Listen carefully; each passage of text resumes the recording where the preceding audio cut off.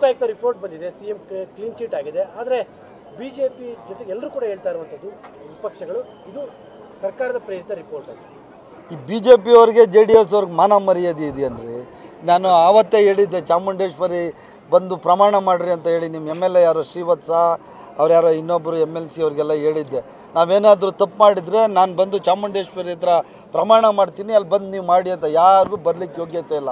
ಸುಮ್ಮನೆ ಇವತ್ತೊಂದು ದಿನ ಲೋಕಾಯುಕ್ತ ವರದಿ ಸರಿ ಇಲ್ಲ, ಇದು ಸರಿ ಇಲ್ಲ ಅಂದರೆ ಅದಕ್ಕೇನಾದರೂ ಅರ್ಥ ಇದೆಯಾ?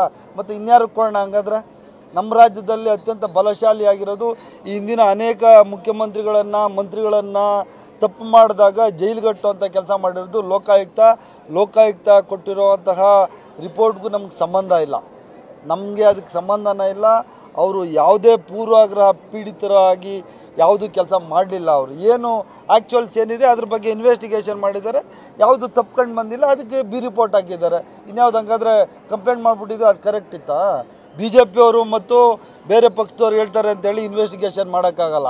ಇನ್ವೆಸ್ಟಿಗೇಷನ್ ಅವ್ರದ್ದೇ ಸ್ವತಂತ್ರ ಸಂಸ್ಥೆ. ಅದನ್ನು ನಾನು ಇವತ್ತು ಅವ್ರು ಏನು ಮಾಡಿದ್ದಾರೆ ಅದನ್ನು ಸ್ವಾಗತ ಮಾಡ್ತೀನಿ.